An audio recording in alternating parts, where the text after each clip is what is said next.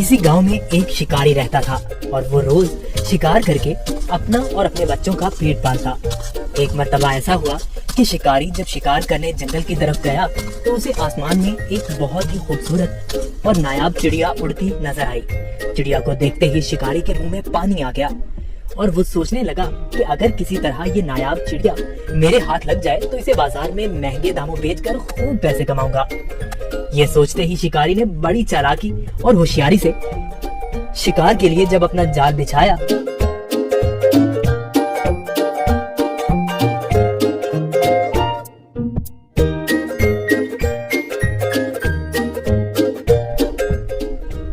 तो उसमें वो खूबसूरत चिड़िया फंस गई।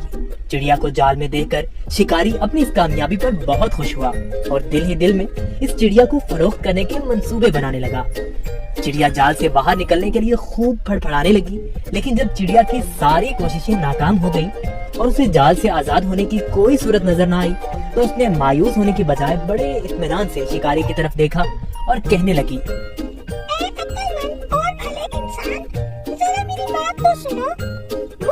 छोटी और नन्ही सी चिड़िया को पकड़कर आपको कोई फायदा नहीं होने वाला, क्योंकि अगर तुम मुझे ज़िबा भी करते हो तो मेरे थोड़े से गोश्त और गिनती की चंद नरम और नाजुक हड्डियों से तुम्हारा क्या बनेगा। और अगर तुम मुझे बाजार में फरोख्त भी करते हो तो तुम्हें कितने रुपए मिलेंगे। लेकिन तुम मेरी बात मानो और तुम मुझे इस कैद से आजाद कर दो तो मैं तुम्हें इसके बदले 3 ऐसी कीमती और अनमोल नसीहतें करूंगी जो हमेशा तुम्हारे काम आएंगी। इनमें से पहली नसीहत मैं तुम्हारे हाथ पे बैठ के करूंगी और नसीहत ऐसी होगी जिसे सुनकर तुम्हारा खून और बढ़ जाएगा। और दूसरी नसीहत दीवार पर बैठकर करूंगी जो बहुत ही आला और कारामद होगी। इसके बाद तीसरी और आखिरी नसीहत दरख्त की डाल पर बैठकर करूंगी। इसलिए अब तुम्हारी अक्लमंदी का यही तकाजा है कि तुम मुझे आजाद कर दो और मेरी तीनों नसीहतों पर अमल करके दुनिया में बड़ा नाम कमाओ।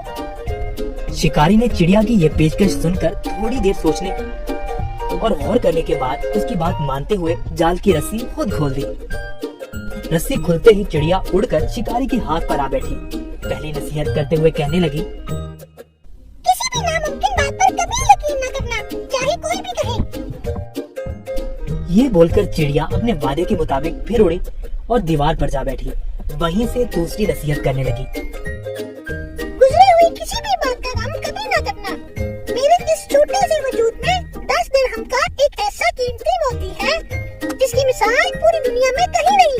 और इस महंगे मोती को पाकर तुम और तुम्हारे घर वाले खूब ऐशो इशरत से जिंदगी गुजार सकते थे।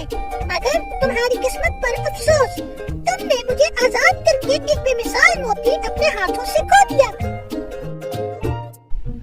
इतना सुनना ही था कि शिकारी जोर जोर से इस तरह रोने और चिल्लाने लगा जैसे उसका कोई अपना करीबी रिश्तेदार मर गया हो। रोते रोते बार बार ठंडी आहें भरता और कहता, हाय हाय मैं तो लुट गया, बर्बाद हो गया। अरे मुझ बेवकूफ ने क्या कर दिया, हाथ आए खजाने को खो दिया। ऐसी नादिर चिड़िया क्यों आजाद कर दी। शिकारी जब खूब रोद हो चुका तब चिड़िया ने उसे मुखातिब करते हुए कहा, अरे बेवकूफ और अहमद शिकारी, मैंने पहले ही तुम्हें नसीहतें कर दी थी कि गुजरी हुई बात का गम न करना। जब ये बात हो ही गई थी तो अफसोस से हाथ मलना किस काम का। और हाँ, ए नादान शिकारी, तुमने मेरी पहली नसीहत भी तो गौर से नहीं सुनी।